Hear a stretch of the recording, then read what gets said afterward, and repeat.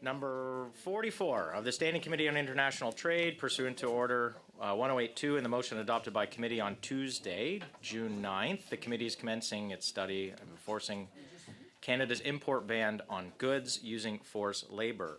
We have with us today, and we appreciate them making themselves available on short notice, and thank you to the Parliamentary Secretary for helping arrange this meeting on short notice. From Canada Border Services Agency, Mr. Hamilton, Ms. Toxopias, from Department of Foreign Affairs and International Trade and Development, Ms. Wilshaw, Mr. Brookfield, and Ms. McDonald. Thank you very much for attending. I understand there will be one opening statement from Ms. Wilshaw, so you'll have 5 minutes. And just for the committee's reference, we have 12 motions on notice, and so I've just secured additional resources. But we'll see if we can get out of here quickly. Thank you very much. Ms. Wilshaw. Thank you very much, Monsieur le Président. Je vous remercie de me donner l'occasion. Mr. Chair, thank you for giving me the opportunity to speak to the committee. The Canadian government acknowledges and welcomes the interest by the members to eliminate forced labor in Canadian supply chains. Forced labor also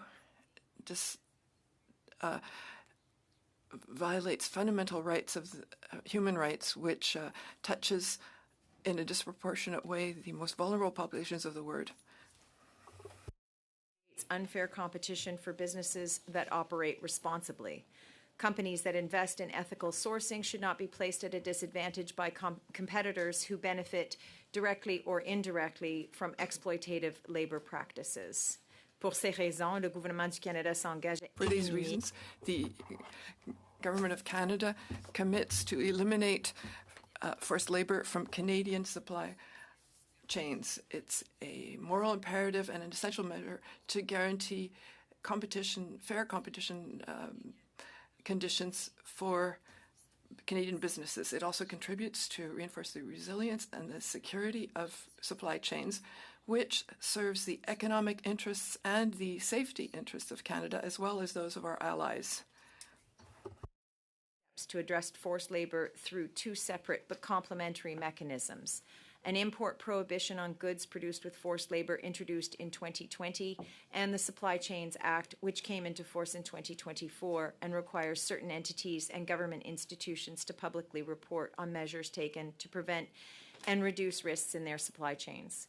Notably, Canada is the only country in the world to have both an import prohibition and a federal supply chain transparency legislation to combat forced labor. Le 12 juin 2026. On June 12, 2026, the Canadian government presented a bill aiming to strengthen the ban on imports, which is currently in effect in Canada, and improving our capacity to identify, to intercept, and to ban the goods that are produced in wholly or in part by use of forced labor. This broader approach to responsible business conduct, which includes international partnerships that advance human rights protections and cooperation with like-minded countries to address forced labor globally. It also ensures that Canada is meeting its international commitments, including obligations under the International Labour Organization conventions, UN instruments, and agreements with our trading partners.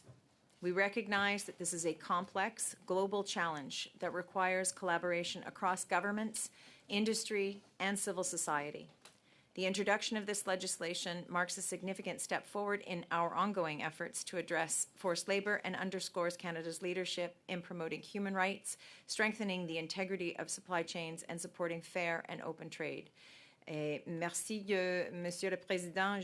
Thank you, Chair. I'll be happy to answer any questions you might have.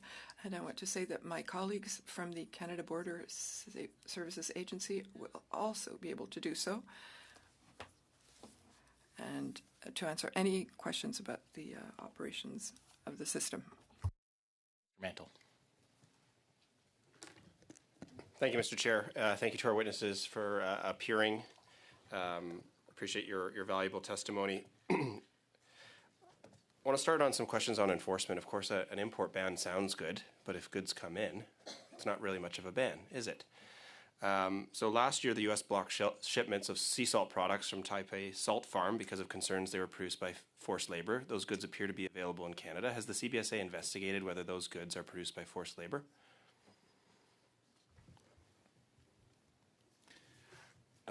Thank you very much, Chair, for the question. On the detailed level of investigation question, I don't have that information in front of me in terms of the actual investigations ongoing, and my responsibilities within CBSA are outside of that particular area. Happy to take back those questions on notice if you want, but I don't have that information, unfortunately, available with me right now. Okay, let's try another one. Last year, the U.S. blocked shipments of bicycles and bicycle parts made by Giant Manufacturing Co., the world's largest bicycle manufacturer. There are 2 stores that sell Giant bicycles here in Ottawa, several in the Toronto region. Has the CBSA investigated whether those bicycles available for purchase today in Canada were made by forced labor? Mr. Chair, again, apologies to the committee member asking the questions. My role within CBSA is around the development of policy and authorities associated with a variety of different laws and regulations that the Government of Canada is trying to advance. I am not on the side of the CBSA House, so to speak, that works on either the investigations piece from a National Targeting Center side or from the implementation of the operations around the current export ban. And so I wouldn't be able to testify with any certainty or in terms of the details of any ongoing investigations or specifics related to goods that may or may not have been imported previously. Okay, we'll try one more. 2 days ago, the U.S. blocked shipments of copper products made at a mine in Serbia by Zinjan Copper because they determined they were being produced by forced labor. It appears from public reporting that those copper products have been exported to Canada. Has the CBSA investigated whether those copper products entering Canada were made with forced labor? Again, Mr. Chair, thanks very much for the question. I would say in terms of items that have been blocked from entry into the U.S. system, there is a healthy collaboration that takes place between U.S. CBP and Canada Border Services around sharing information, especially around re-exportation, which is a concern, so it doesn't get redirected into Canada. Again, I can't speak to the specifics of the case that's being identified, but I do know there is regular exchanges between ourselves and the CBP around such issues as re-exportation, where there are concerns with the goods that are trying to be imported into the U.S. I have to say it's kind of concerning to me that we have 5 people here from what are supposed to be the responsible departments, and yet no one can provide answers or any information on goods that are publicly known for months to have concerns with forced labor. I find that unacceptable. And I don't think the CBP in the U.S. shares your view.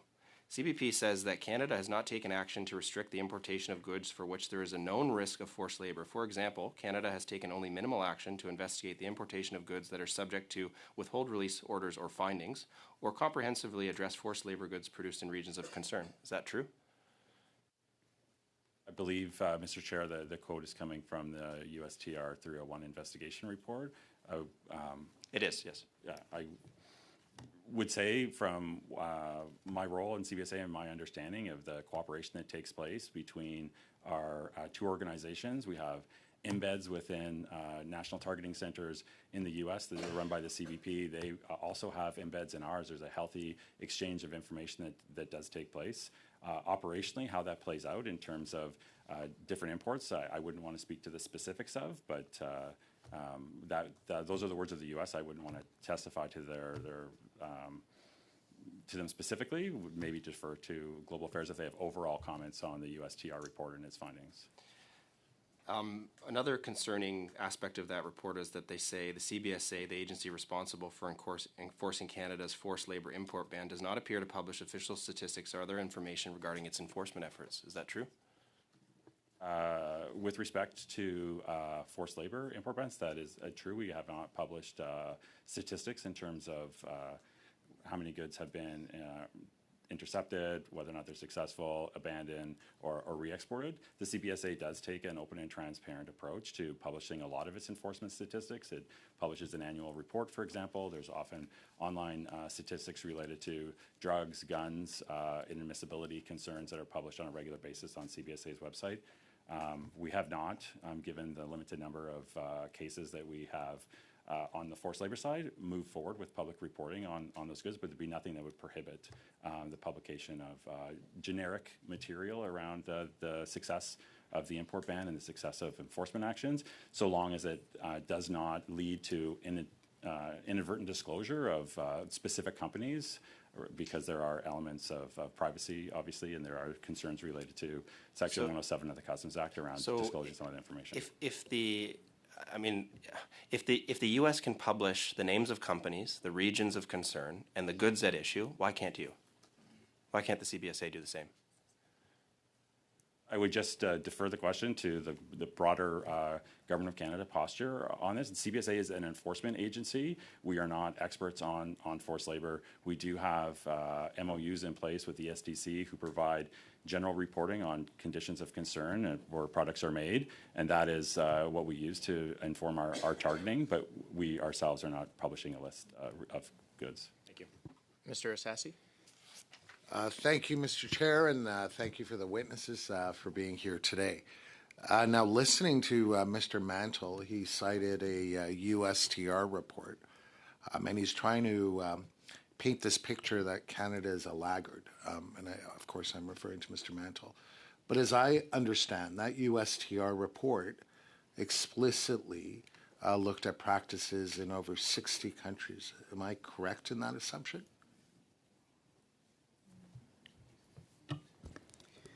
Yes, you are correct.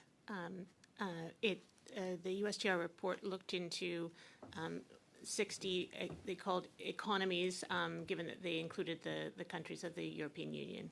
Absolutely. That's my understanding as well. Thank you for clarifying that. And I note, as was suggested in the opening remarks, that we have two pieces of legislation. Now we're proceeding with Bill C-35 to ensure that we're at the forefront of this.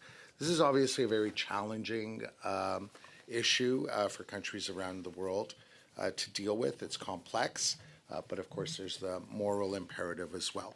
So who could tell us more about Bill C-35?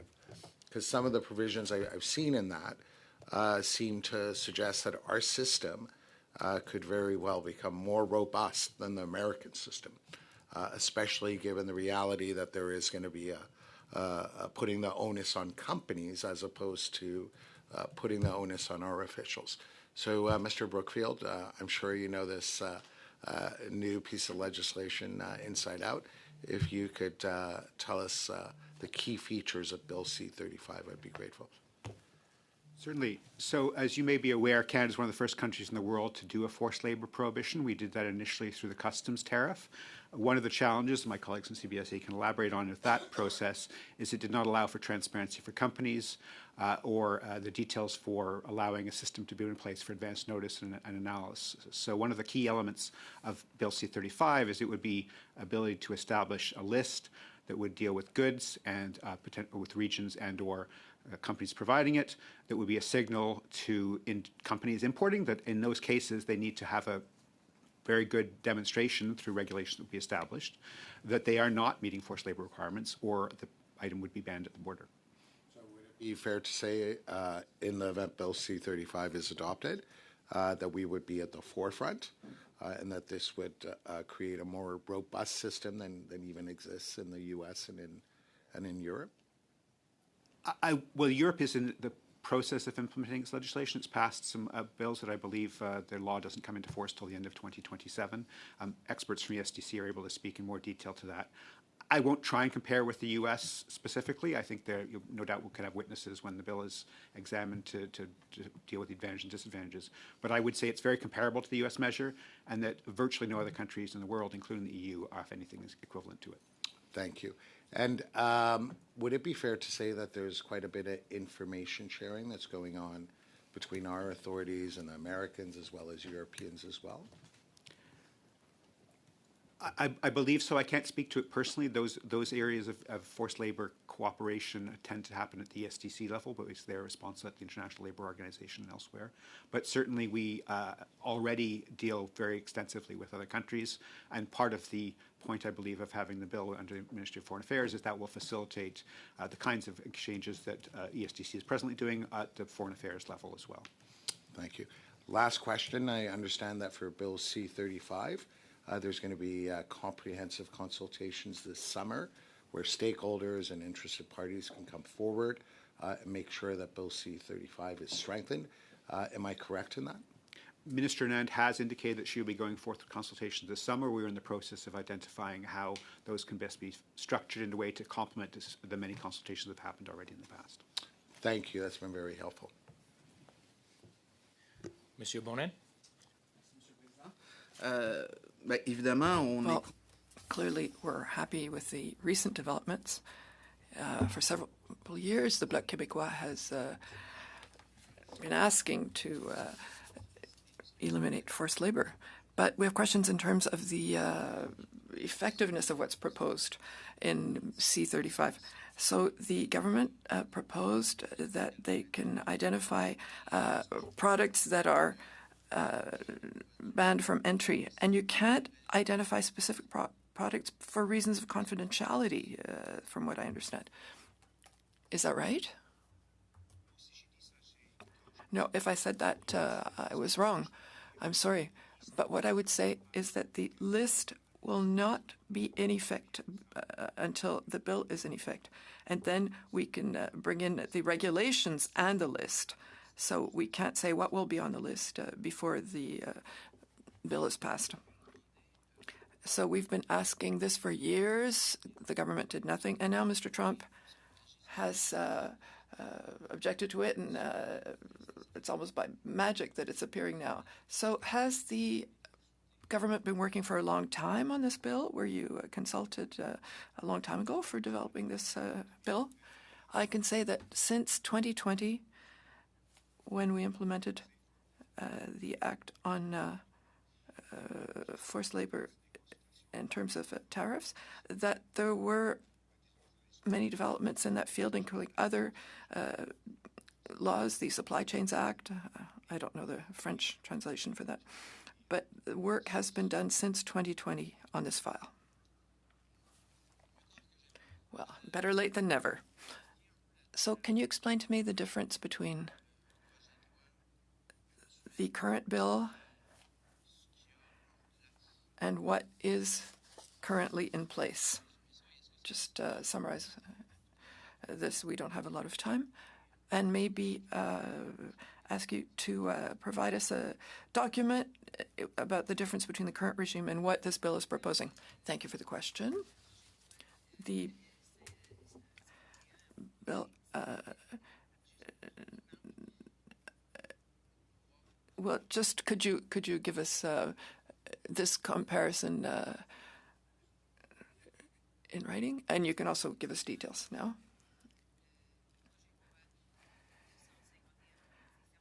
Bill 251 proposed similar changes, especially about the creation of a list and a irrefutable presumption, but continued to use customs tariffs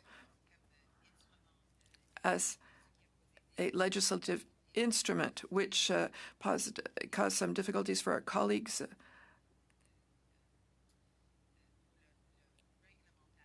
In terms of the regulations at the border. So earlier, my Conservative colleague asked 3 questions on specific products, copper and others, and you didn't have the answer to that. Could you also provide us in writing the answer to his questions? Are these products have been investigated? And you also talked about that you've carried out several investigations about products that were intercepted or banned. Could you give us the list of investigations that were carried out, what was accepted and what was rejected, and naming the products? Yes, absolutely. In terms of the list of the activities we already carried out, I have a list of the main elements, and we can provide it to the committee later. Earlier, you seem to be saying that what's being proposed as a bill is amongst what leaders in the world do. When I compare it with what's being done in the U.S., why did the government not simply propose what's happening in the U.S., given that we're responding to a demand of Mr. Trump from one day to the next? So why don't we just use what's being done in the States? And can you explain and justify in writing, that would also help us save time, the difference between what's we're proposing and what the U.S. is proposing, or what's being done in the U.S.? Yes, I believe the committee will have the opportunity when you're looking at it more closely. The legal system in the U.S. is very different from ours. So if we tried to use the exact same thing as they use, would not be possible. But also I want to emphasize the point that the American Act, in the Act, there are some regions that are stated. And I would say that this Act is more flexible. We could act or eliminate regions or places where products are being made. So if I'm carrying this Act with the U.S., both are good. But amongst everything that exists in the world, it's one of the best. So I heard that it's what Canada's proposing is better than what the U.S. has in place. I have said that I don't want to compare with the U.S., but I would say that it's stronger than what found in the rest of the world. Could you give us this comparison between the U.S. and Canada? You said it will be reviewed later. It probably will not be done by this committee, so we'd appreciate getting the information. It can give you a response, but not a legal analysis. So as legal as possible, given that it's a bill. But you're saying that we couldn't do what's in the U.S. and Canada for some reason. Could you give us more details about that and give us supporting documentation to explain why we can't do what's being done in the U.S. Here? I'm not an expert in American law, but their legal system, their legislative system is different from ours. You said that we couldn't copy what there happened. Could you give us more details?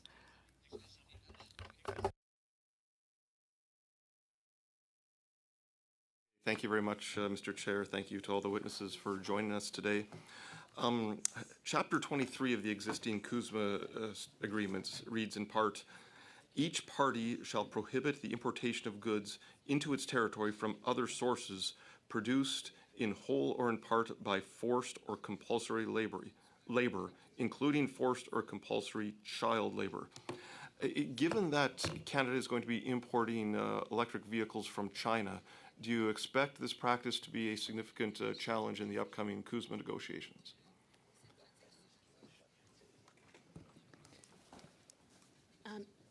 Thank you. Thank you for the question. So, with respect to Article 23, you're correct that that's the existing obligation on the parties to implement and enforce a forced labor ban, and Canada has been clear that we feel we have met all of our obligations under the CUSMA. With respect to the potential for the Chinese EV thing, I can't speculate on how the U.S. or Mexicans may approach that in the context of the CUSMA review. Okay, but they're not going to say that all of a sudden it is okay to import goods made from child labor. I don't understand. I don't understand if there is considerable evidence that automotive parts and automobiles are made with forced labor in China, and they're going to be coming to Canada. How can that not be a significant challenge during the CUSMA review? So I think it's important to underscore that this import ban applies to all products made in whole or in part with forced labor, not about a specific country. So we wouldn't at this stage be saying that one product or one region. We're not at the stage of having a list, but at the point that we are, it applies to all products. So not about one specific country and not directly related to the issue that has been raised.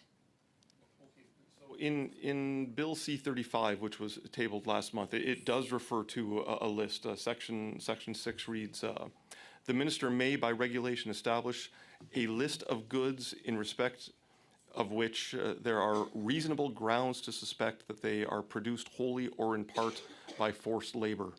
Are we expecting automobiles and EVs and automobile parts from these troubling regions of China to be included in the list in C-35? So I think in terms of the process and at this time, it would be premature to say what might be on that list. The bill has just been tabled on Friday. It needs to go through the normal process. The regulations need to be developed and the list produced in due course. Okay, I have a report here from the U.S. Department of Labor from September of 2024. I'd like to read a quote from that report. In addition to manufacturing aluminum automotive parts, China processes a large percentage of other key inputs in the automotive industry. For example, China processes iron into steel, lithium and cobalt into battery-grade materials, and bauxite into aluminum. The U.S. Department of Labor specifically identifies electronics and lithium-ion batteries produced in China as automotive components that are produced with child or forced labor. So this is the U.S. Department of Labor. I can't imagine this not coming up in the CUSMA review. And I'm wondering, are we going to be putting a stop on the import of EVs from China once the CUSMA review is underway? Or I just don't understand how you reconcile the two, and I'd appreciate if you could shed some light on how that's going to work. Sorry, I think it's premature still to say what would or would not be on the list at this point. We don't have a list to demonstrate what we're concerned about, but it is not premature to say that the intention of the legislation is to prohibit the entry of all goods made with in whole or in part with forced labor.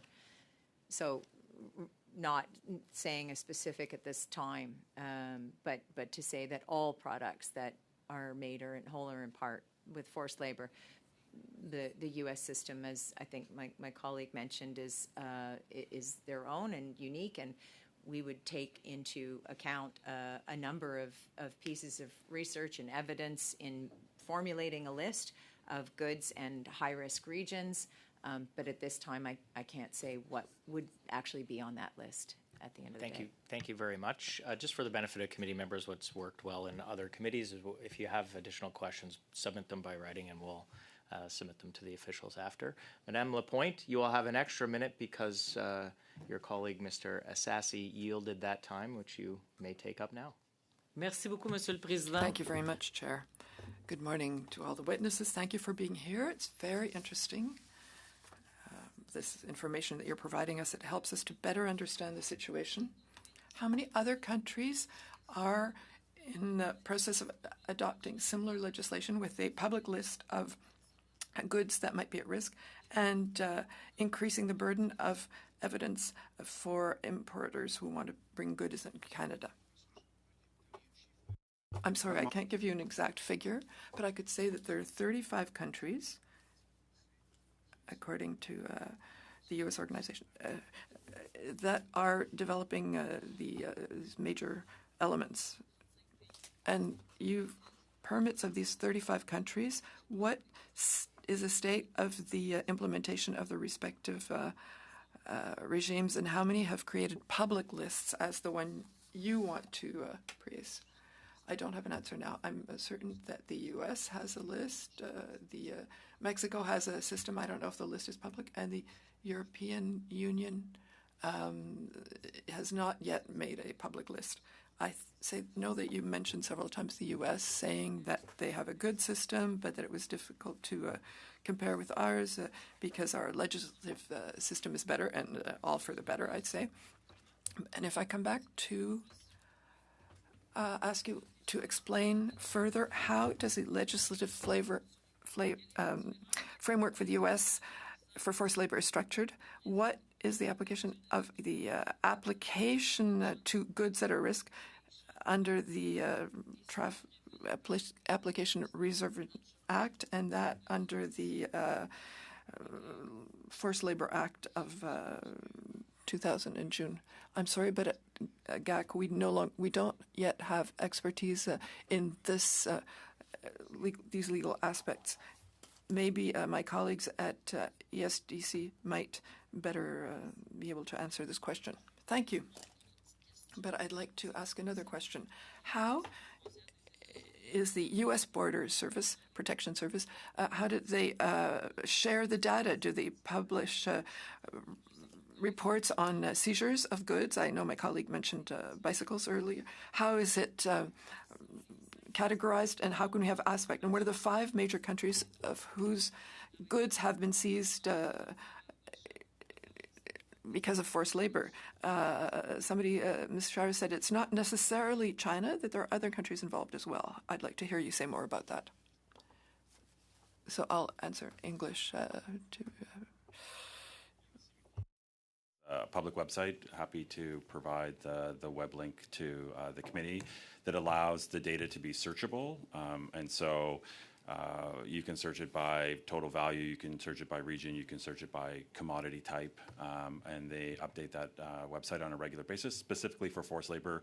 But the CBP also publishes similar stats related to drugs and other commodities that they enforce. So it's a pretty rich data set that one can sort of sort through to understand not only where the goods are coming from, where they're being imported into from a port of entry perspective as well. So we'll make sure that is provided to the committee members, and they can have a look. In terms of the top 5 countries, I wouldn't, I've not gone through it and sorted it from that particular perspective. However, I would say from discussions that we've had with colleagues at Global Affairs and ESDC as well, where we tend to see forced labor risks materialized more acutely, it's in those type of industries that are very labor intensive, right? So textile industry, very labor intensive, agriculture, fishing, et cetera, some manufacturing processes as well. So those type of industries that rely heavily on human capital in order to create value or create products are typically where we end up seeing forced labor appearing most acutely. Okay. C'est plus des secteurs. So it's you examine things by sector rather than by country. Yes, that's right. Thank you. But I want to come back to ask questions about the American system, because everyone seems to say it's a good system, but we have differences with them. In comparison to the American system, would it be right to say that the Canadian approach that's proposed offers a simpler process that's better integrate connecting the list of goods at risk to the activities of enforcement of the Canada Border Service Agencies Act? Yes, there will be appropriate discussion in Parliament to see if that would work, but we want to have a clearer system and simpler system in our Act. And also, as I said earlier, a list that's more flexible and can be modified. So from what I understand, it will be easier to put this in place and to make it come into effect, more efficient. The list. How does the list of goods at risk be established? Can it be developed in parallel to the legislative process around Bill C-35? C-35, in its current form, gives the power to the Department of Foreign Affairs to create the list, and it was said earlier that there will be consultations on how that list could be created. Of course, the Act could be amended, or the bill could be amended, but as proposed currently, it will be the decision of the Department of Foreign Affairs. You said earlier that there had been consultations already, but it will continue over the summer. Yes, Minister Anand said that she would have consultations this summer, especially on how to create the list and on the evidence, and see what's important to create that list. Thank you very much. Thank you. Merci beaucoup. Monsieur Bonin? De faire de même, Monsieur le Président. Vous venez de dire que ce qui est proposé comme projet de loi, ce You have serait just plus... said that what's being proposed as a bill well, it would be simpler than what's done, for example, in the U.S., or let's talk about a bill that the Bloc Québécois had tabled that proposed to identify some regions where we know that there is forced labor, for example, with Uyghur, and that in those regions, it's the importer that has the burden of showing that these products were not produced with forced labor. That just seems simpler to me, to ask them to prove that you're from a region where there is forced labor, prove that there wasn't forced labor involved in the manufacturing of these goods. I know it might be simpler to have a list from the government rather than put the burden on the importer. I'm sorry, I haven't understood the list exactly, but that's what the Act proposes. There will be a list created by the Department of Foreign Affairs, and if a product is on that list, if it comes from a region, no, I know what the Act says. You told my colleague that having a list would be simpler than using the American system. We had a bill, and now I've lost a minute because you didn't answer the question, but you said it's simpler to have a list than to have the equivalent of the U.S. Act that identifies some areas.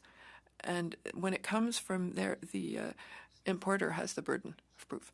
What is more flexible is that in the U.S., it's a region that's named in the Act. So to change the Act, to change it, C-35 will say, will have it so that the list can be changed by the Department of Foreign Affairs without having to amend the law. So it's simpler for who?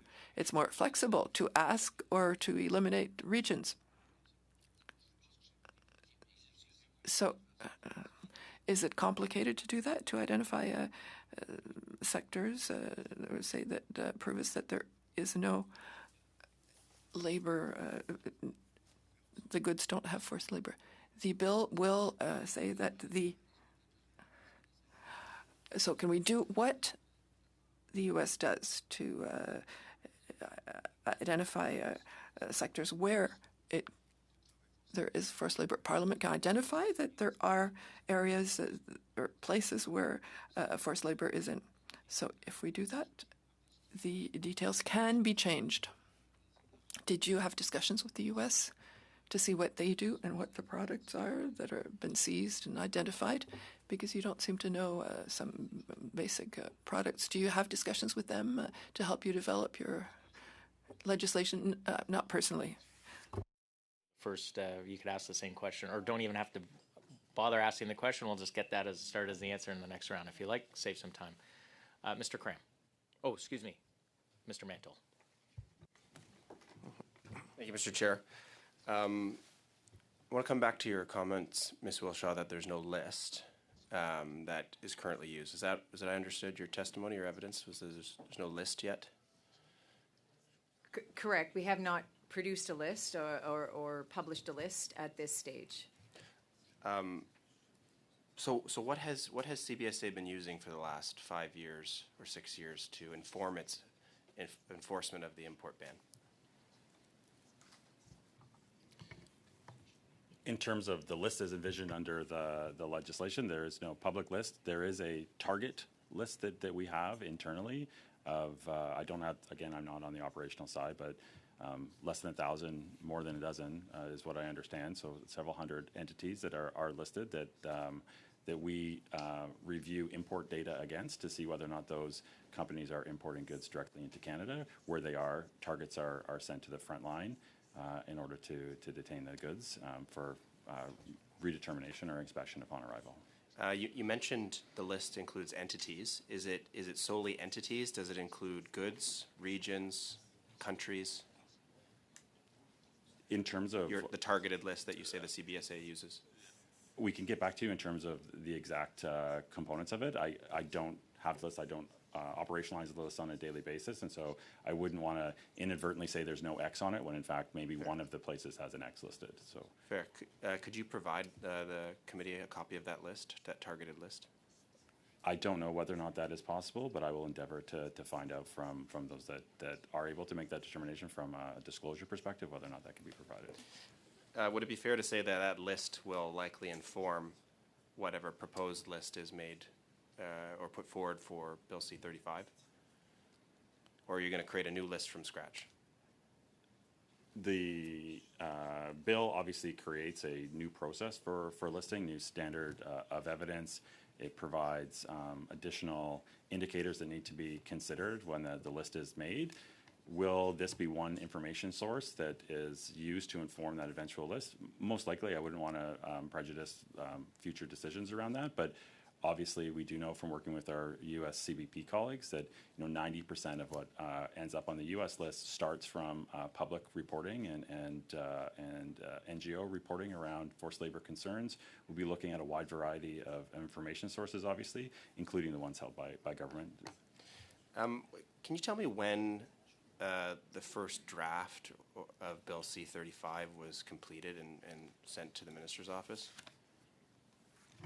Maybe Ms. Wilshaw can. Yeah, so I think that question was asked in the FAA hearing, yes, and officials committed to looking into the possibility of providing that timeline to the committee there. So, thank you.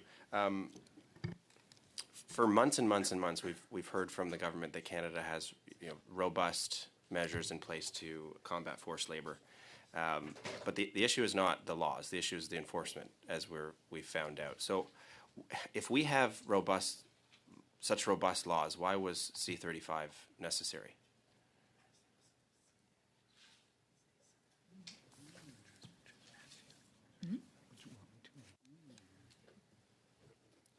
I think, as you've heard in other testimony, the government believes that this bill will provide a number of advantages. One of them is providing greater clarity in terms of which products and regions and potentially individual companies will be covered, but also to provide greater transparency to importers. One of the challenges right now is an importer has a bit of a loss potentially of knowing when it needs to have a higher burden of proof and when it needs to have greater detail and what that detail would be.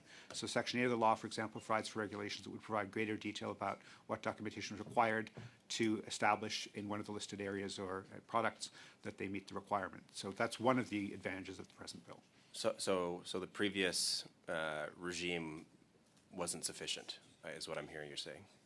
I think, as I said earlier, Canada was one of the first countries in the world to have a forced labor regime, and as we've heard since 2020 when that was introduced, the Canadian government has been seeking to improve it.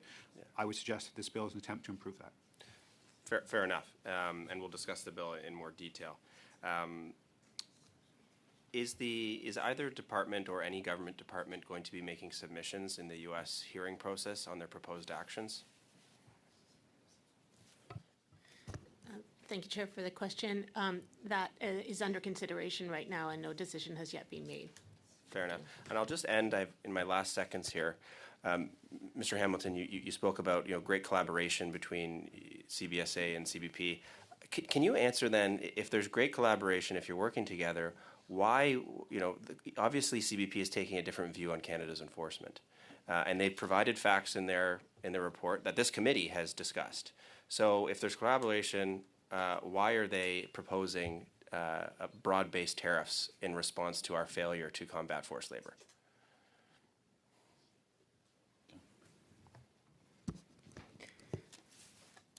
Thank you for the question, Mr. Chair. I think that there's a number of factors feeding into U.S. decision-making with respect to the Section 301 investigation.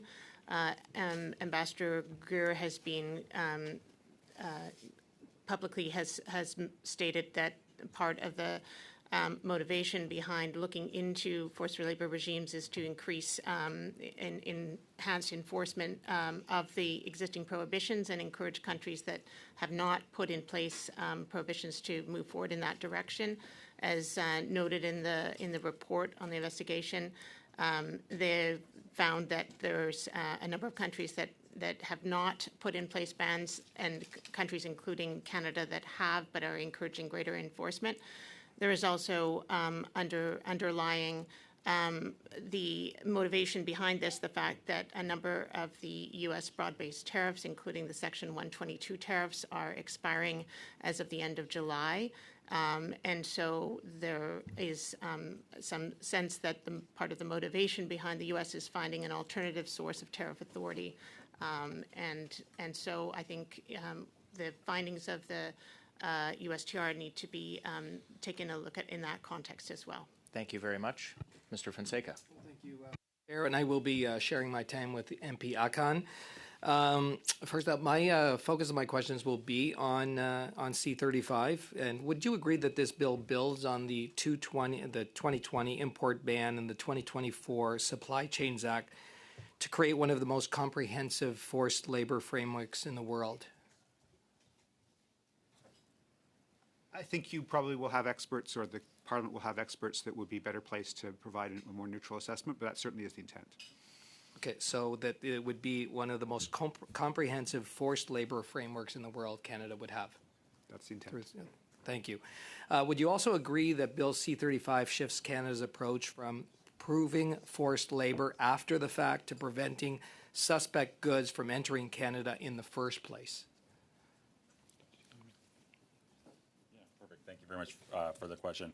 Obviously, I think when you look at Canada's overall forced labor regime, there is sort of the dual intent, and in many ways, the forced labor import ban is the backstop or the last line of defense around the importation of those goods. That needs to work cooperatively with the Supply Chains Act, incentivizing Canadian businesses to understand their supply chains and make alternative purchasing decisions in order to eliminate those goods from even coming into Canada. So I think together those two items work to provide a very comprehensive regime. I'm sorry I missed the last little bit of your question in my answer. If I didn't respond to it, please let me know. I'm happy to elaborate. Yeah, so rather than proving forced labor after the fact to preventing suspect goods from entering Canada in the first place, so what are the steps that would kind of change that, reverse that onus so that businesses would be able to provide the information? What information would you be looking for from business before that importation takes place? There are two elements within C-35 that facilitate that sort of prevention element. The one is the public list. So and companies making purchasing decisions to import goods into Canada will know where there are risks, and they may choose to make purchases elsewhere. There will also be regulations that prescribe pieces of information that will need to be presented to the CBSA if you're importing goods off the list. That will require those purchasers and the importers to understand their supply chains and really sort of dig deep in understanding where those products are coming from. Potentially through that process, they will identify proactively forced labor within their supply chain, make alternative purchasing decisions, and it'll prevent those goods from being imported into Canada. Okay, and I understand there will be consultations over the summer as we go through C-35, but in terms of recommendations that have come from labor organizations, human rights groups, businesses that have called for these enforcement tools, have some of those been addressed within C-35 that you can you respond to that? Yeah, broadly speaking, in 2023 and then again in 2024, the government, once under Global Affairs, once combined with the ESTC and CBSA, undertook public consultations around the forced labor frameworks. A number of the items that were identified through those consultations are reflected in the legislation that came forward in Bill C-35, primarily the ability to produce a public list, provide transparency for importer obligations. And I would say that the other piece that came up in 2023 was obviously the ability to do this pre-arrival, so the ability for the government to be able to work with importers to make sure that those goods are the determination is made in advance in order to smooth and facilitate ultimately the importation of those goods. Thank you. MP Akan. Mr. Hamilton, the current framework relies on a risk-based approach to identify the shipments of goods that may have been produced by forced labor using risk assessment and random selection. Under the introduction of Bill C-35, the agency would work from a targeted list of higher risk products with the onus on the importer to prove their goods are free of forced labor. You explained very well the steps that you will be taking to my colleague's question. Could you please also tell us how would this targeted intelligence-led approach strengthen enforcement compared to the current method?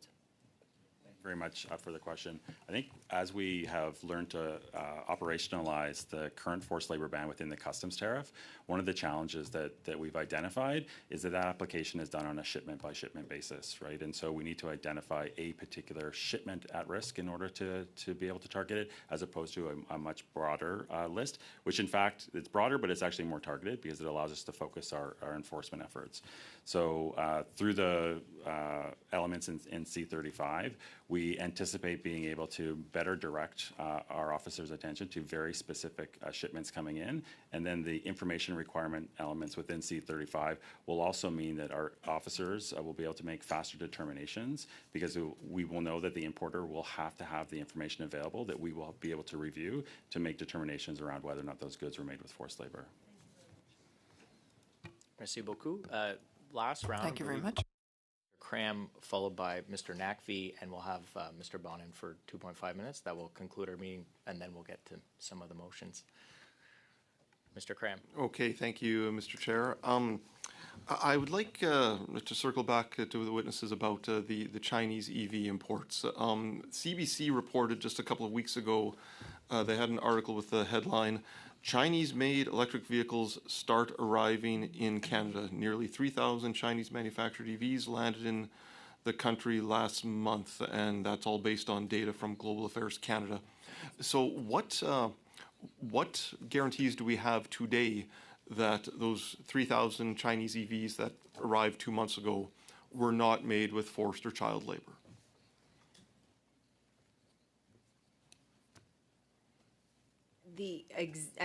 All I can say is the existing forced labor import ban applies to all products, and that is currently the mechanism being used to prevent goods coming into the country that are made with forced labor. So that's in the customs tariff, that is the existing mechanism by which goods coming into the country would be assessed. If the U.S. Department of Labor has found that many automobiles and electric vehicles and auto parts made in China are used with forced and child labor, what can you just give us some insight into the enforcement mechanism? Do we have inspectors that go to China and look at the assembly lines? Like, how does that work? I would defer to my colleagues about how the enforcement is currently done. Yeah, absolutely. Thank you very much for the question. I think in some ways you're stumbling on some of the challenges we have identified through the use of the customs tariff. Broad-based reporting around high risks of use of forced labor in general industries would not allow necessarily us to be able to have a successful detention at the border, because it's like shipment by shipment basis. So the burden of proof is that that particular car that is in front of you has a particular chassis that's made from aluminum that was produced using forced labor. So it becomes a very, very challenging level to get to, because it's a shipment by shipment. And then the next shipment of cars, we'd have to reprove that exact same supply chain is in place in order to determine that they were made with forced labor. So it becomes inherently difficult on a shipment by shipment basis under the customs tariff, which I think is one of the things that the intent of C35 is to address. Okay, so then we can anticipate in the list in C35 that automobile parts and EVs from these regions of China probably should be included in that list then? Is that a fair statement? I wouldn't want to speculate in terms of obviously what will make the list, but I can say in terms of the targets that we currently have ongoing, automobile parts, textiles, seafood are some of the commodities that are in there. So it would not surprise me that automobile parts would be in there. Whether or not they're specifically linked to a region, I wouldn't want to presuppose what ultimately makes it onto the list, though. Okay, but if we are, let's suspend disbelief for a minute and assume that the U.S. Department of Labor study is correct and that these parts and these imports do have to be stopped. We're going to stop these Chinese EVs as soon as C35 is up and running and enforced then. And what does that look like, and what does that mean with the canola tariffs that the Chinese recently lifted? I think we just have to go back to what we've said, which is we can't presuppose what's on the list at the moment, nor could we anticipate the reaction of any trading partner to their position on the list. If that is named at this point, it's too early to say. All right, Mr. Chair, how are we doing for time? 1 minute, okay. Well, would you say that it's more than a little bit irresponsible for the government to have let in these 3,000 EVs from China without the ability to ensure that the supply chains do not have forced and child labor at every step of the way? I'm not sure who's best placed to answer that question. I don't think any of us would want to presume what where the government has been in terms of this. We have a ban on imports made with forced labor. My colleagues have described the challenges with the enforcement of that, but there is a total ban on goods made with forced labor at this moment. Okay, and Chair, I think that's my time. Thank you. Mr. Nakvi?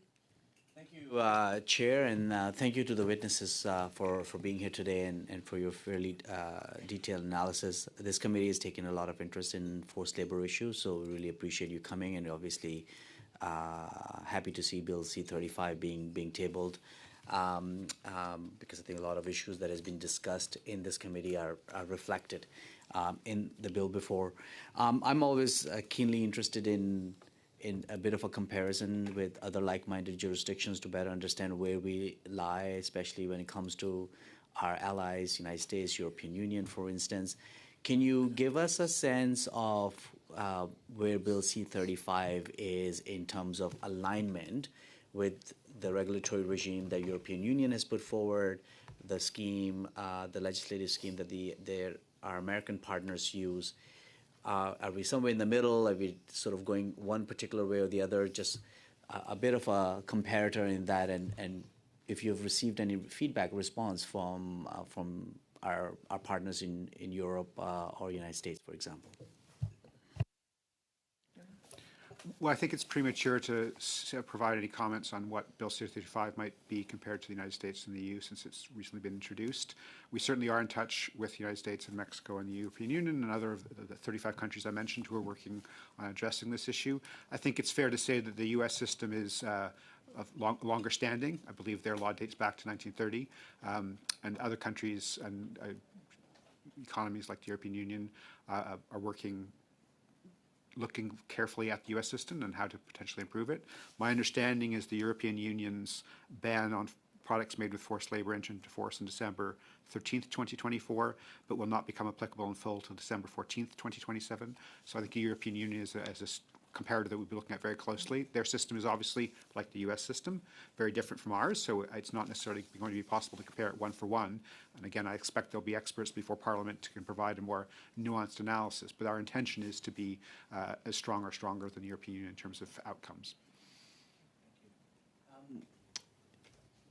Can you speak to the enforcement aspect in this bill and the dispute resolution mechanism? I understand the onus is on businesses, on companies to make sure that if a product or jurisdiction is listed, that they have to comply. If there is, well, first from a CBSA perspective, what is the enforcement mechanism envisioned on our end, and if there is a disagreement with that enforcement, what are the remedies available for the companies in question if they want to dispute? Thank you very much for the question. Bill C-35 does lay out a dispute mechanism that the importer can appeal to judicial review in the federal court if they disagree with the decision that has been made by CBSA in order to allow those goods to enter in. That does have some advantages. That is like a faster process. It's a transparent process, so the results will be available online publicly, and so there's some advantages to having that set up that way. In terms of the enforcement action that would flow out of Bill C-35, obviously, I don't want to speculate in terms of what will take place in the future. I would say, though, that Bill C-35 contains a number of elements that address a number of challenges that the CBSA has identified within the implementation of the current forced labor ban. And so we would anticipate that that would be favorable in terms of our overall enforcement action. I think also the public list will also provide a lot of visibility to importers to better understand areas where they should be taking a little bit more time and attention to understanding who their suppliers are. That in and of itself may change purchasing behaviors, which may negatively impact enforcement action because businesses are being more responsible and getting supplies elsewhere. So we'll have to see how that plays out in terms of the implementation of whatever Bill C-35 looks like if it passes Parliament. 1 minute. My last question would be around the consultation process. I know there's a fair bit of consultation that has gone into drafting of this bill and tabling. I think Ms. Wilshaw, you did mention that the minister intends to consult on the list aspect. Can you speak to that as to what the content may be around the consultation and the process that's being envisioned, and the timelines, the time frame, if you got that information? Thank you. I can say that Mr. Nunn is committed to consulting this summer on what factors would inform her choice should this bill become law in terms of Section 6 and the creation of the list. I would expect that that will draw on existing consultations and existing material, including that provided in the United States and elsewhere, and that the focus will be on seeking from Canadians views on how the Minister of Foreign Affairs' role should be in implementing this legislation, and notably in terms of what approach she should take to preparing that list. Merci. Mr. Bonin? Je reviens sur vos relations avec les États-Unis. Donc, quand ils identifient, par I'll come exemple... back about your relation with the U.S. So, when you want to identify if something is the product of forced labor, do you discuss to be able to identify those products? Information sharing, it's established with U.S. And we do exchange that through our National Targeting Center, and we do inform our targets based on that. How many products in Canada have you identified as being banned? Merci de la question. 1 million? 0, 1,000, 1 million? You have no idea? You don't know. How many products are in Canada are considered to be the fruit of forced labor? No one can give me a figure. Mr. Chair, it's a difficult question to answer because in some ways it has to be time bound. I honestly, I'm not 100% sure. C'est pas vous. Qui est responsable de ça? So who would be responsible for this? To identify the products the border is the forced labor. responsibility of the CBSA to enforce the laws that come into to play when goods enter Canada. That's what we do in terms of once goods are released into the economy. In terms of accounting for those goods, that would be the responsibility of other ministers, and I would argue probably some provincial jurisdictions as well. Yeah. C'est fait que pouvez-vous nous fournir cette liste-là? Could you provide us this list? There must be one somewhere, a list of products, banned products. The internal list of items that we have reviewed, we committed to see whether or not we can release that list to the committee. Et comment vous vous basez sur quoi pour identifier justement ces And produits-là? you base yourself on what to identify those products? You base yourself on what the U.S. is doing, for example. If it's banned in the U.S., we looked at it, or Human Rights Watch. How do you identify those products? Dans la façon que la liste est créée, The way the list is created, it draws on various sources of information. We have agreements with ESDC. Obviously, consultations with the U.S. and other parties, exchange of information under Customs Mutual Assistance Act supports the creation of that as well. Fournir au comité justement vos critères. Could you provide the committee with the criteria which allow you to reach those conclusions? What filters are used in relation to a product, or the methodology, so we can understand it? Yes, we will ask ESDC to provide that information.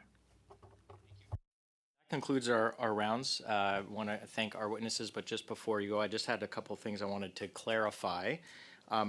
There's some question about lists. Is there a current list that it gives some confusion? I couldn't understand. Is there a current list that either department is working on with respect to goods that would maybe fall under C-35? So I think to clarify, we're talking about a public list, which is something that we will be working on going forward, that is envisaged in Bill C-35. I think what my colleagues have been talking about, and I would defer to them, is an internal listing of high-risk products. Maybe you can clarify that these are two separate things. Okay, and to the extent that you could share the list you currently have with the committee, we would appreciate that, I think, as that's been asked in a follow-up. Mr. Bonin? Petit point d'ordre suite à cette Point of discussion. order after this discussion. You mentioned earlier that we could table requests in writing because I'm not sure that our questions were answered. Absolutely. Give my finance time on the finance committee. In your follow-up with the committee, could you provide a estimation of the number of FTEs that will be assigned to enforce C35 when that comes out? And then finally, an issue that we have been having a difficult time. You mentioned unfairly traded goods for Canadian companies. We've been having a difficult time getting the CIMA handbook, so I would appreciate it if you could take that back to your colleagues and provide that to the committee. That's been an outstanding request of this committee, and a motion on notice actually to the same effect, but certainly would appreciate your efforts in helping us get that. And with that, I would like to thank you for appearing and spending all of your time with us on short notice. Everyone have a wonderful weekend. Thank you to all of those who help us, our translators, our support, our analysts, and of course, our wonderful clerk in seat number 1. Thank you very much and have a great summer. Move adjourn.